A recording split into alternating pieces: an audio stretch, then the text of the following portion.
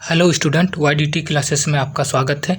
आज हम लोग वर्ग 10 के नागरिक शास्त्र का 5वां चैप्टर लोकतंत्र के परिणाम के प्रश्न उत्तर करेंगे।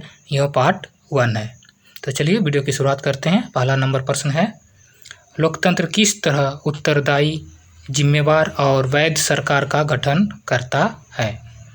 यह प्रश्न 2009 एनुअल, 2013 एनुअल, 2017 एनुअल जेक बोर्ड में आ चुका है। तो चलिए इसका उत्तर देखते हैं हम लोग। लोकतंत्र निम्नलिखित कारणों से लोगों के प्रति उत्तरदायी, जिम्मेवार और वैध सरकार का गठन करता है, जिसमें पहला है, लोकतंत्र में सरकार लोगों के प्रति उत्तरदायी होती है। सरकार नियम कानून को मानती है और लोगों के प्रति जवाबदेह होती है। तो क्या होता है कि लोकतंत्र में जो सरकार होती है वो जनता के प्रति उत्तरदायी होती है, अर्थात सरकार जो भी काम करता है जनता उसे सवाल कर सकती है और उसे जवाब देना होगा। सरकार नियम कानून को मानती है, ठीक है। यदि सरकार जनता की उम्मीदों के हिसाब से काम नहीं करती है तो अगले चुनाव में जनता दूसरी सरकार को चुनती है, और अगर जो चुनी गई सरकार है वो जनता के उम्मीदों के हिसाब से काम नहीं करती है तो अगले चुनाव में जनता दूसरी सरकार को चुनती है। दूसरा देखते हैं हम लोग, लोकतंत्र में सरकार जिम्मेदारी के साथ काम करती है और लोगों के हितों का ध्यान रखती है। तो क्या होता है कि लोकतंत्र में सरकार जिम्मेदारी के साथ काम करती है और लोगों के हितों का ध्यान रखती है। किसी भी समुदाय के हितों की रक्षा के लिए राजनीतिक दल स्वतंत्रता से सरकार की नीतियों की आलोचना करके उसे अधिक पारदर्शी और जिम्मेदार बना सकते हैं। तो अगर सरकार किसी समुदाय के हितों के खिलाफ कुछ काम करता है तो जो विपक्षी दल होते हैं वे स्वतंत्रता से सरकार की नीतियों की आलोचना करते हैं और सरकार को अधिक पारदर्शी और जिम्मेदार बनाते हैं, ठीक है। अगला देखते हैं हम लोग, तीसरा नंबर, सभी लोकतांत्रिक देशों में एक निश्चित समय के बाद चुनाव कराए जाते हैं। यह चुनाव निष्पक्ष होता है, ठीक है। तो सभी जो लोकतांत्रिक देश हैं वहाँ एक निश्चित समय के बाद चुनाव होता है, जैसे भारत में हर 5 वर्ष में चुनाव होते हैं। यह चुनाव निष्पक्ष होता है, ठीक है। सभी दल स्वतंत्र रूप से अपने प्रतिनिधि खड़ा करते हैं और मतदाता अपनी इच्छा अनुसार किसी को भी चुन सकती है। तो क्या होता है कि इस चुनाव में सभी दल स्वतंत्र रूप से अपने प्रतिनिधि खड़ा करते हैं चुनाव में, और जो मतदाता होते हैं वे अपनी इच्छा के अनुसार किसी को भी चुन सकते हैं। चौथा हम लोग देखते हैं, लोकतंत्र में सूचना के अधिकार के अंतर्गत सरकार तथा उसके कामकाज के बारे में जानकारी प्राप्त कर सकते हैं। तो लोकतंत्र में सूचना के अधिकार के अंतर्गत क्या है कि जनता सरकार के कामकाज के बारे में जानकारी प्राप्त कर सकता है। पांचवा देखते हैं, जब सरकार अल्पमत में आ जाती है तो उसे त्यागपत्र देना पड़ता है क्योंकि उसकी वैधता समाप्त हो जाती है। तो क्या होता है, जब लोकतंत्र में बहुत सारे दल के जो सांसद होते हैं वे मिलकर सरकार बनाए रहते हैं, अगर उनमें से कुछ सांसद दूसरे दल में चले जाते हैं तो सरकार अल्पमत में आ जाती है, तब उसे उस समय त्यागपत्र देना पड़ता है क्योंकि उसकी वैधता समाप्त हो जाती है।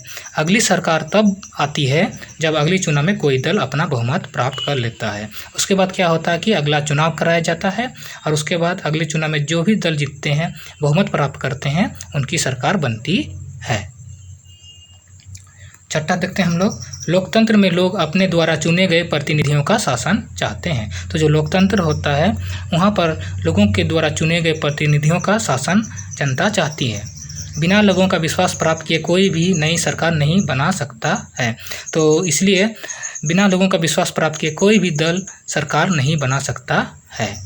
दूसरा प्रश्न देखते हैं हम लोग, लोकतंत्र किन स्थितियों में सामाजिक विविधता को संभालता है और उनके बीच सामंजस्य बैठाता है। तो इसका उत्तर होगा, लोकतंत्र निम्न स्थितियों में सामाजिक विविधता को संभालता है और उनके बीच सामंजस्य बैठाता है, जिसमें पहला है, विभिन्न भाषा बोलने वाले लोगों को अपनी भाषा विकसित करने का मौका दिया जाता है।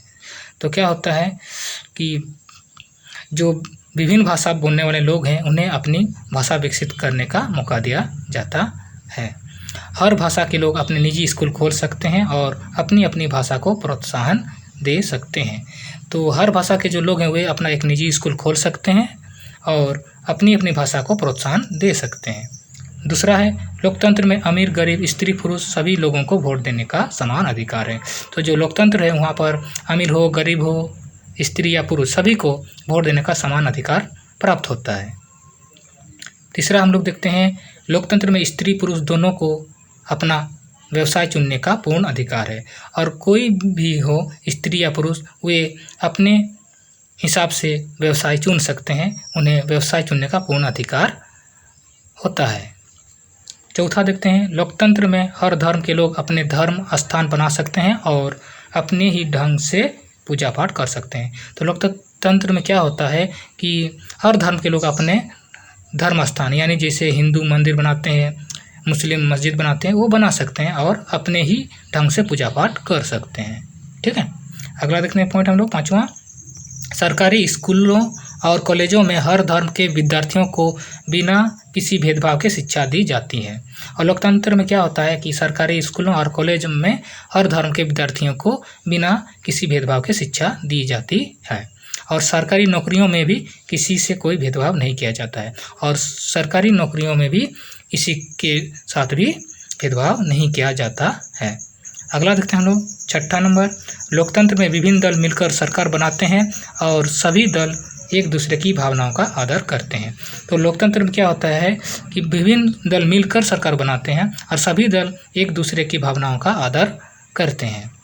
ठीक है, तो आज हमने वर्ग 10 के नागरिक शास्त्र का 5वां चैप्टर लोकतंत्र के परिणाम के प्रश्न उत्तर किए। यह पार्ट 1 था। अगले प्रश्नों को हम लोग अगले वीडियो में करेंगे। अगर आपको यह वीडियो अच्छा लगा तो लाइक और शेयर कीजिए और अगर आप इस चैनल पर नए आए हैं तो इस चैनल को जल्दी से सब्सक्राइब कीजिए। मिलते हैं हम लोग अगले वीडियो पर।